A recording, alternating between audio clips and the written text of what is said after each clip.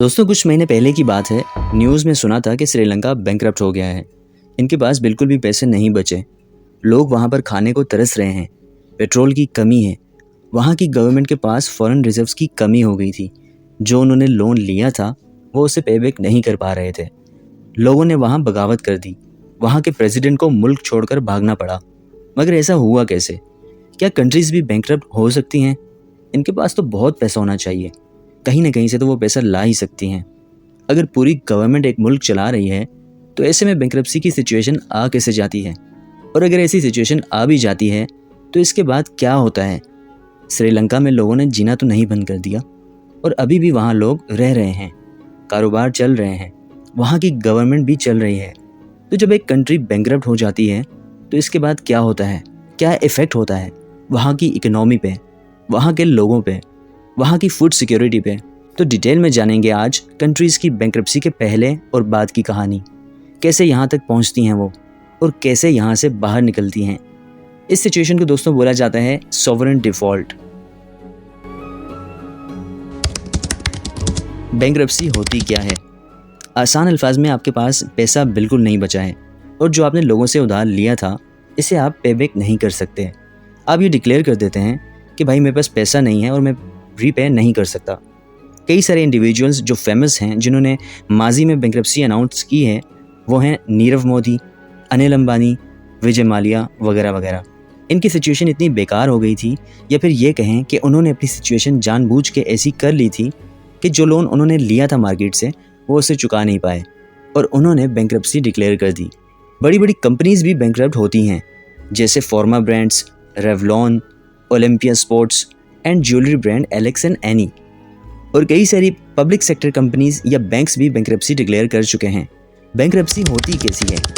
दोस्तों जो पैसा आपने लोगों का लिया है उधार के फॉर्म में या मज़ीद इन्वेस्ट करने के फॉर्म में, वो आपने किसी ऐसी जगह इन्वेस्ट किया या किसी ऐसी जगह उड़ा दिया है कि अब वो पैसा वापस नहीं आ सकता और अब आप अपने लेंडर्स को वो पैसा वापस नहीं दे सकते हैं, इसलिए आप बैंकरप्सी डिक्लेयर कर देते हैं। तो क्या कंट्रीज़ की सिचुएशन भी ऐसी हो सकती हैं? टेक्निकली कंट्रीज़ कभी भी बैंकरप्ट नहीं हो सकती क्योंकि इनके पास बहुत सारे रिसोर्सेज होते हैं। बैंकरप्ट होती हैं गवर्नमेंट्स। गवर्नमेंट्स एक ऑर्गेनाइजेशन की तरह फंक्शन करती हैं जो पैसा कमाती भी हैं और पैसा खर्च भी करती हैं। कमाती हैं टैक्सेस की फॉर्म में या फिर अपनी कंपनीज चलाती हैं जिससे इनको प्रॉफिट मिलता है, और खर्च करती हैं इंफ्रास्ट्रक्चर पे, मेडिकल एक्सपेंसेस पे, लोगों को सब्सिडी देने में, फ्री का राशन देने में, नई नई प्लानिंग करने में, अपने एम्प्लॉयज़ को सैलरी देने में। थ्रू आउट द वर्ल्ड कोई भी कंट्री आप पकड़ के देख लें, गवर्नमेंट जितना कमाती है इससे ज़्यादा खर्च करती है। मगर वो करती कैसे है? लोन लेकर। ये माना जाता है कि कंट्रीज़ एक तरह से एटर्निटी के लिए हैं और वो कभी भी ख़त्म नहीं हो सकती, इसीलिए उन्हें हमेशा बड़ी इजीली लोन मिल भी जाता है और इस लोन के इंटरेस्ट का रीपेमेंट वो बड़े आराम से आहिस्ता आहिस्ता करते रहते हैं और हर साल एक फ़िक्स्ड अमाउंट इनकी एक्सपेंडिचर में इनकी इनकम से ज़्यादा होता है, जिसे हम बोलते हैं फिस्कल डेफिसिट। जिस कंट्री का यह फिस्कल डेफिसिट कम होता रहता है वो अच्छी मानी जाती है और जिसका फिस्कल डेफिसिट बढ़ता रहता है इस कंट्री की इकोनॉमी को ख़राब माना जाता है। अब देखें, पैसे लोन पे लेना कोई गलत बात नहीं है। बड़ी बड़ी कंट्रीज़ जैसे कि यूएसए और जापान तक लोन लेती हैं अपने किसी प्रोजेक्ट को फंड करने के लिए या फिर अपनी किसी प्लानिंग को एग्जीक्यूट करने के लिए। Borrowing is not wrong, but अपनी लिमिट से ज़्यादा बोरो करना डेंजरस होता है, जिससे कि कई सारी कंट्रीज़ जो ज़्यादा बोरो करती गई और इनफैक्ट इनको अपने लोन का इंटरेस्ट रीपे करने के लिए एक नया लोन लेना पड़ा, जिससे कि हालत हो गई थी श्रीलंका की। और दोस्तों अब यही हालत चल रही है पाकिस्तान की भी। अब आते हैं दूसरी बात पर, कंट्रीज़ को पैसा देता कौन है? जनरली दो तरह के डेट्स होते हैं जो कंट्रीज़ उठाती हैं। एक होता है बाहर से और एक होता है अंदर से। बाहर से यानी IMF से ले लिया, वर्ल्ड बैंक से ले लिया, किसी और कंट्री से ले लिया। और अंदर से जैसे national saving certificates, government bonds वो लोगों को इशू करती हैं, कंपनीज़ को इशू करती हैं, वो इनसे ख़रीदते हैं और पैसे जाते हैं गवर्नमेंट के पास, जो गवर्नमेंट उड़ा देती है या फिर कहीं लगा देती है। अब जब तक सब कुछ ठीक चल रहा है तब तक तो कोई प्रॉब्लम नहीं है। प्रॉब्लम तब आती है जब कंट्रीज़ के ये पैसा वापस देने का वक्त आता है, तब वो ये पैसा वापस नहीं दे पाती। तो ऐसा टाइम कब आता है? तो अगर बात करें कि ऐसा टाइम आता कब है, जनरली जब कंट्रीज़ की इनकम कम हो जाए, जैसे कि इकोनॉमिक स्लो डाउन, टैक्सेस इतने जमा नहीं हो पा रहे जितने होने चाहिए थे, एम्प्लॉयमेंट कम हो गई, बेरोज़गारी बढ़ गई, कारोबार बंद हो गए, कोई कंट्री जो टूरिज़्म पे डिपेंडेंट है, इस साल कोरोना या इस किस्म का कोई ऐसा वायरस आ गया और टूरिज़्म इतना नहीं हो पाया जैसा कि श्रीलंका में हुआ था। दूसरे रीजंस भी हैं, जैसे कि इररिस्पॉन्सिबल प्लानिंग, आपने किसी प्रोजेक्ट में पैसा लगाया मगर वो लोगों का वेलफेयर नहीं कर पाए, इकोनॉमी को बूस्ट नहीं कर पाया, जिससे वो पैसा वेस्ट हो गया। आपने रिसोर्सेज का बहुत ज़्यादा वेस्टेज किया, वीआईपी गाड़ियाँ ख़रीदते रहे, हेलीकॉप्टर्स ख़रीद रहे हैं, मगर इनको अफोर्ड करने की हिम्मत नहीं है। लोग तो भूखे मर रहे हैं मगर आप अपनी अयाशी पर उड़ा रहे हैं, आप करप्शन कर रहे हैं और काफ़ी सारा पब्लिक का पैसा जो आपको वेलफेयर में खर्च करना चाहिए जिससे इकोनॉमी स्ट्रेंथन हो, इसकी जगह आप इसे साइफन ऑफ करके स्विस बैंक में जमा करा रहे हैं, जो कि कई सारी गवर्नमेंट्स अब तक कर चुकी हैं। कंट्री में पॉलिटिकल इंस्टेबिलिटी हो गई है, गवर्नमेंट ही पलट गई हैं। ऐसे केसेस में गवर्नमेंट्स अपना लिया हुआ लोन वापस नहीं कर पाती। और एक और सबसे बड़ा रीज़न यहाँ पर यह आ जाता है, जनरली जो लोन लिए जाते हैं वो फॉरेन करेंसी में होते हैं, मोस्ट प्रोबेबली यूएस डॉलर्स में होते हैं।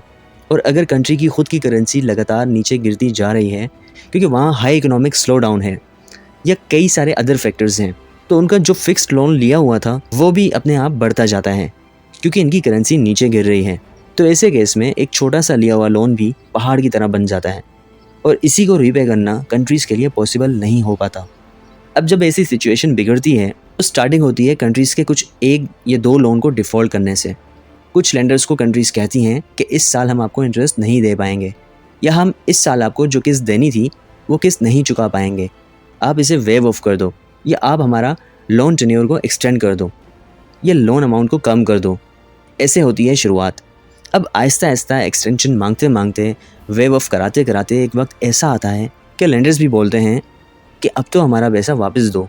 तब कंट्रीज़ दूसरा लोन लेती हैं पहले लोन के इंटरेस्ट को चुकाने के लिए। थोड़े टाइम बाद ये लोन की साइकिल इतनी बढ़ती जाती है कि अब लेंडर्स भी उन्हें नहीं मिलते हैं जो उन्हें लोन दे सकें। ऐसे में कंट्रीज़ को कुछ लेंडर्स को कहना पड़ता है कि हम आपका लोन वापस नहीं दे सकते। तो इस सिचुएशन को बोला जाता है सॉवरेन डिफ़ॉल्ट। जनरली कंट्रीज सबसे पहले एक्सटर्नल लेंडर्स को ही मना करती हैं, जैसा कि कोई कंट्री हो गई या वर्ल्ड बैंक या आईएमएफ हो गई। ख़ुद की पब्लिक और बिजनेसेस को जो उन्होंने बॉन्ड्स इशू किए होते हैं, इनका वो डिफ़ॉल्ट बहुत ही रेयरली करते हैं। सबसे लास्ट ऑप्शन होता है ये उनका, क्योंकि ख़ुद की पब्लिक को वो जो पैसा देंगे वो उन्हीं की इकोनॉमी में खर्च होगा और उन्हीं की इकोनॉमी को स्ट्रेंथन करेगा। मगर एक्सटर्नल लेंडर्स को जो पैसा वो देंगे, इससे इनका एक तरह से लॉस ही होगा। अब कंट्रीज़ जब विलफुली डिफ़ॉल्ट करने पर आ जाती हैं, तब आप एज अ लेंडर उनका कुछ नहीं बिगाड़ सकते। आप इनका गला तो पकड़ नहीं सकते कि आप हमारा पैसा वापस दो।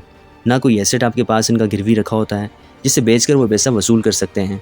हाँ, कुछ केसेस होते हैं जो मैं आगे बताऊंगा, मगर बॉटम लाइन ये है कि अगर किसी कंट्री ने आपसे लोन लिया है और वो नहीं चुका पा रही, तो आप इसका ज़्यादा कुछ नहीं बिगाड़ सकते। पुराने वक्तों में ये होता था कि जब एक कंट्री दूसरे कंट्री से लोन लेती थी और चुका नहीं पाती थी, तो वो इस पर अटैक कर देती थी, इस पर कब्जा कर लेती थी, इसके असासों को बेच देती थी। मगर जब से यूएन चार्टर आया है, यूनाइटेड नेशंस ने नॉर्म्स इस्टेब्लिश किए हैं, तब से इस तरह की हरकतें करना भी बंद हो गया है। अब कुछ लेंडर्स ऐसे होते हैं जो ये जानते हैं कि वो कंट्रीज हमारा दिया हुआ लोन वापस नहीं चुका पाएंगी, लेकिन फिर भी उसे लोन दे देते हैं, ये सोचकर कि जब ये कंट्री लोन नहीं चुका पाएगी तो हम इस कंट्री के असासों को अपना बना लेंगे। बेस्ट एग्जांपल श्रीलंका का हबन-टोटा पोर्ट, जो चाइना के लोन की हेल्प से बनाया गया था। श्रीलंका जब इस लोन को रीपे नहीं कर पाया तो उन्होंने हबन-टोटा पोर्ट को चाइना को एक तरह से लीज पर दे दिया था 99 साल की, और इससे जो पैसा मिला, इससे उन्होंने अपना लोन चुकाया। तो एक तरह से चाइना के बाद श्रीलंका में अपना एक सेंटर, अपना एक पोर्ट इस्टेब्लिश हो गया। मगर दोस्तों, इससे श्रीलंका का क्या बिगड़ा? ये भी सही है, आप लोन लेते जाओ और इसे वापस ना करो, आपकी इकोनॉमी अच्छे तरीके से चलती रहेगी। इससे प्रॉब्लम क्या होती है? प्रॉब्लम ये होती है, आपकी रेपुटेशन गिर जाती है। एक बार अगर आप एक लोन को डिफ़ॉल्ट करते हैं तो आपकी इंटरनेशनल रेटिंग ख़राब होती है। आपको नए लोन या तो मिलते नहीं हैं, या फिर मिलते भी हैं तो बहुत ही हाई इंटरेस्ट रेट पर। आपके लिए नए लोन्स के इंटरेस्ट को रीपे करना काफ़ी मुश्किल हो जाता है। जब आपकी रेटिंग ख़राब होती है तब आपकी करेंसी भी नीचे चली जाती है, जिससे फॉरेन इन्वेस्टर्स आपकी करेंसी को बेचने लगते हैं और आपकी करेंसी और नीचे गिरती चली जाती है। अब जितना नीचे आपकी करेंसी जाएगी, इतना ही आप लोन और इसके इंटरेस्ट को नहीं चुका पाएंगे, जो यूएस डॉलर्स या फॉरेन करेंसी में होंगे।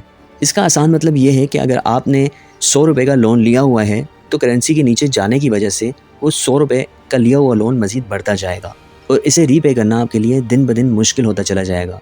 इवेंचुअली आपके कारोबार बंद होने लगते हैं, आपके लोगों की रोज़मर्रा की ज़िंदगी मुतासिर होती है, आपको जो इंपोर्ट करना था, पेट्रोल, मेडिसिन या फूड, वो आप नहीं कर पाते क्योंकि आपके पास पैसा नहीं है या आपकी करेंसी बहुत ही नीचे गिर चुकी है, जिससे ये चीज़ें आपको बहुत महंगे दामों मिलती हैं और आप उन्हें ख़रीद नहीं पाते।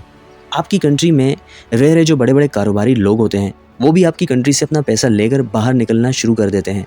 ऐसे केस में कैस्केडिंग इफेक्ट होता है। एक और एक 2 लोन रिपे नहीं कर पाना आपके लिए बहुत ही मुश्किल हो जाता है, मगर ये होता एक्सट्रीम केस पे है। जनरली केसेस क्या होते हैं कि कंट्रीज़ 1 या 2 लोन को डिफ़ॉल्ट करती हैं और IMF या वर्ल्ड बैंक जैसी ऑर्गेनाइजेशन से बेल आउट पैकेज मांगती हैं, जिससे वो अपनी कंट्री को, अपनी इकोनॉमी को बिल्ड कर सकें, अपने इकोनॉमिकल रिफॉर्म्स ला सकें और अपनी कंट्री को डूबने से बचा सकें। तब IMF और वर्ल्ड बैंक कंट्रीज़ की स्टडी करते हैं, इनकी इकोनॉमी को ठीक करने का प्लान बनाते हैं और कई सारी कंडीशंस लगाकर इनको पैसा दे देते हैं।